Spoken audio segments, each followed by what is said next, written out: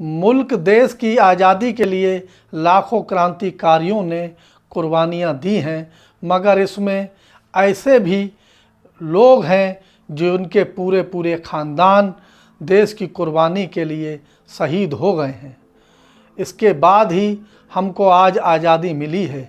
इसीलिए हर हिंदुस्तानी को जंग आज़ादी की नायकों की कुर्बानियों को जानना ज़रूर चाहिए।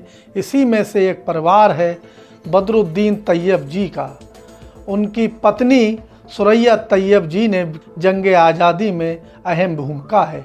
उनकी पत्नी ने तिरंगे का डिज़ाइन किया और समय समय पर अंग्रेज़ों के खिलाफ बगावत की। शायद आपने कभी सोचा भी नहीं होगा कि हमारा तिरंगा, जिसे देखकर हर हिंदुस्तानी का सीना चौड़ा हो जाता है, उसके पीछे वो नाम कौन सा है जो आज भी गुमनाम है। हाँ दोस्तों, हम बात कर रहे हैं हैदराबाद की सुरैया तैयब जी की।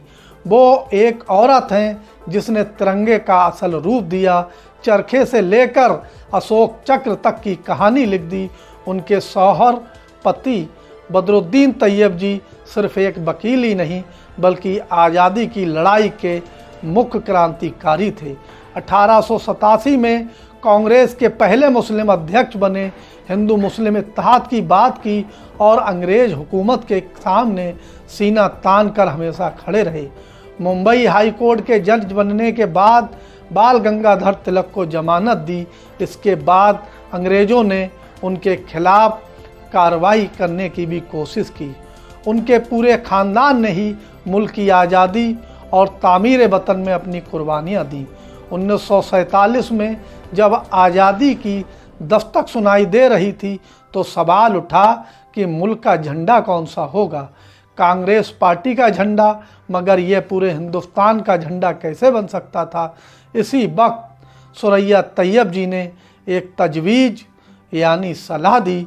कहा कि चरखे की जगह अशोक का धर्म चक्र होना चाहिए।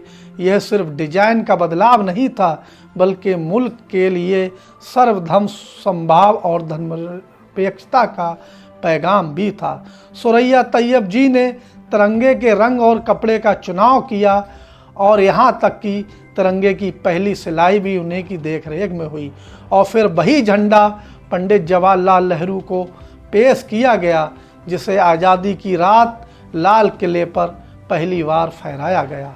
आज तिरंगा हमारी शान है, पहचान है, इंकलाब की पहचान है, मगर अफसोस की बात कि सुरैया तैयब जी का नाम स्कूल की किताबों में कहीं दर्ज नहीं है, इतिहास की किताबों से भी गुमनाम हो रहा है। दोस्तों, अगर उनका सुझाव ना होता तो शायद आज भी हमारा राष्ट्रीय ध्वज किसी अनजान या किसी पार्टी के झंडे जैसा होता।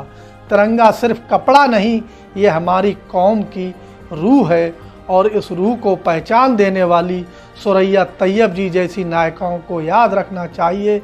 यह फ़र्ज हर हिंदुस्तानी का है।